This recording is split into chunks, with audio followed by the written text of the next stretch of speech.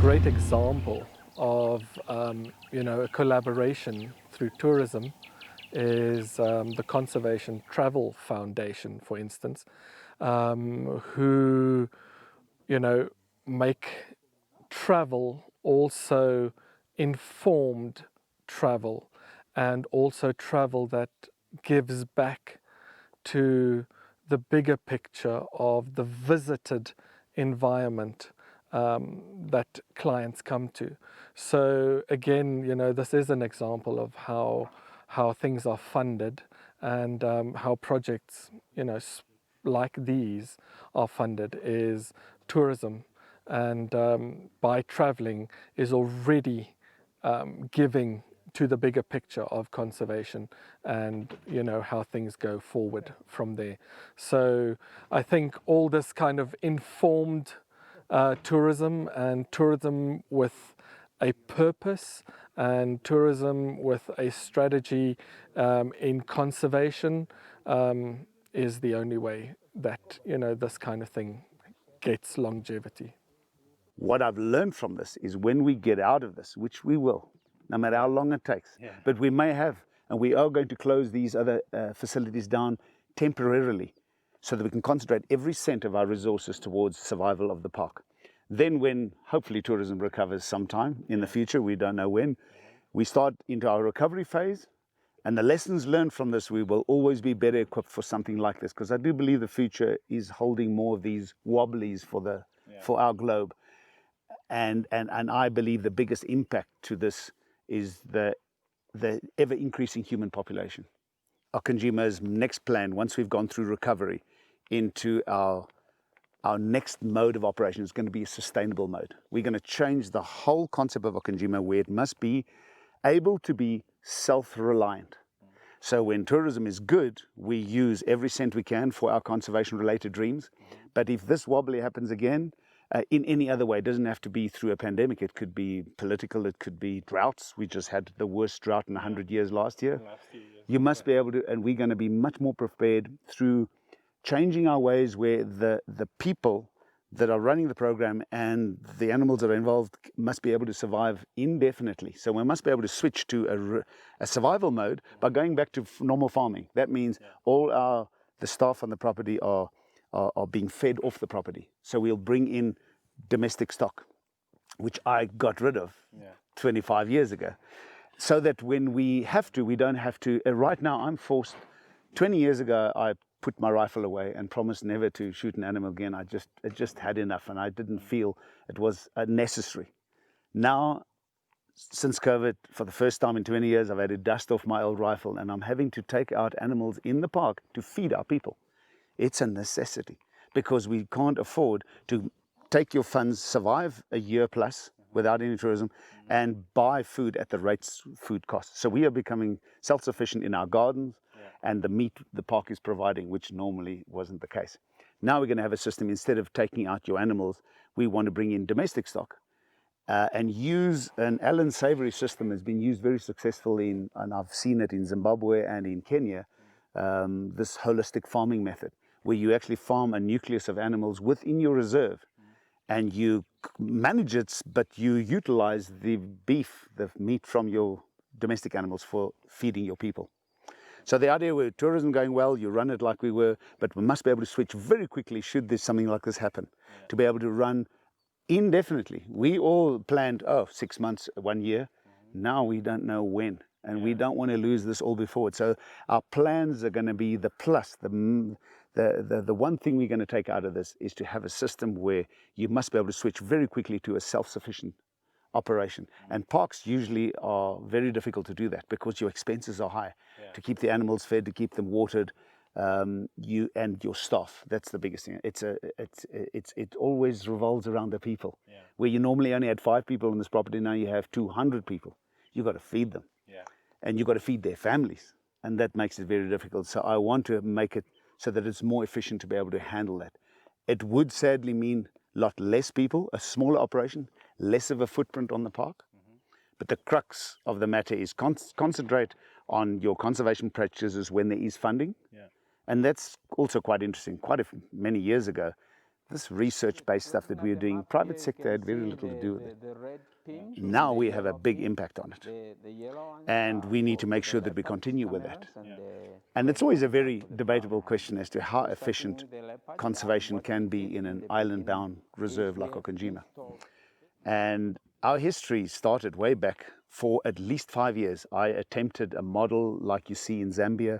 Luangwa Valley is one of my favorite places to go on walking safaris, South Luangwa, and they have no fences. It's an open reserve, conservation area.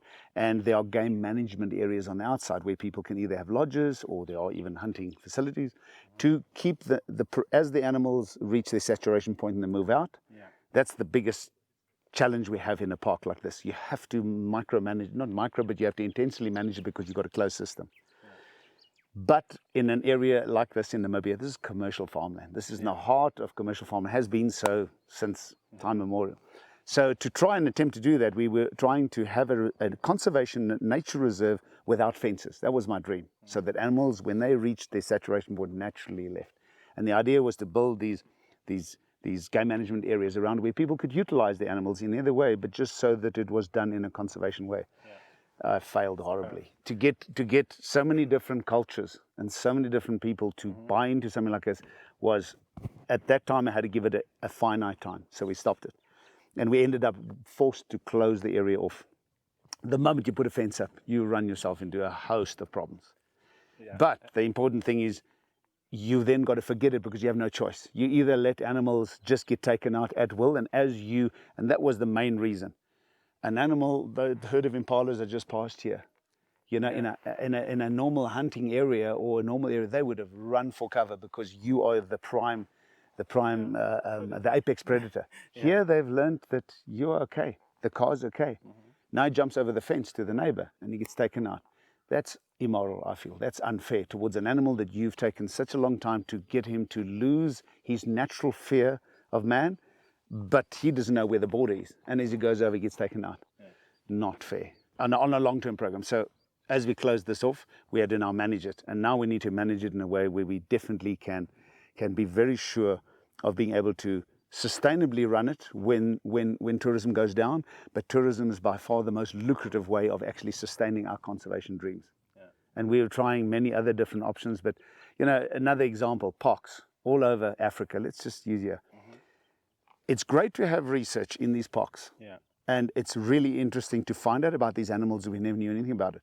We just got to be very strict about the research we do must have an element of improving the life of that animal. It mustn't be just an academic approach as to it's interesting to know.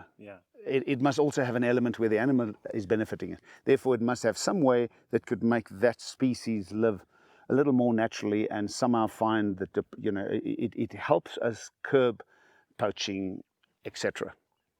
That is a very important part of it. But if these parks didn't have guests coming to see them, they would not survive. So it's great to have the research, but the park's sole survival is because of people coming to see them. They're coming to photograph it. And they walk away just leaving footprints, not a skin or a cape or something like that. They don't remove an animal. And for me, it was the most efficient way of keeping a park alive. A conservation area, I believe these days, governments would not support them indefinitely if they didn't have an income. And they also didn't benefit the people around them. If you bought a farm, and in this area, the average farm will go a good price, 3,000 Rand a hectare. Usually another going for 2,000 Rand a hectare. But just take that value. The capital value needing to buy this farm, if you invest it just in a money market fund at 7.8%, the interest you get from that after tax, you'll never make out of your cattle farm. So it's not a business model. The only reason why they take a loan, because they take a 25-year loan from Agribank, because you don't have the capital to buy a farm cash. But it's not a good business model because it's just not viable. So when you do the figures and you realize that the average 5,000 hectare farm could run maybe 350 to 500 cattle depending on the area, but let's average around 400, and you look at the growth rate of your animals, and you also look at the price that you can get for that beef as it grows, because that's your growth. You on average come out with a cattle, the guy that's just cattle farm, about 300 Rand a hectare. So it's very difficult. There's so many variables, so you can't stick it to a very fixed end. But these are the averages. That's the best we could do. Then a farmer would go hunting guest farm. So he brings a few guests in. He pushes that up to more than double, 750 Rand a hectare with the figures we ran.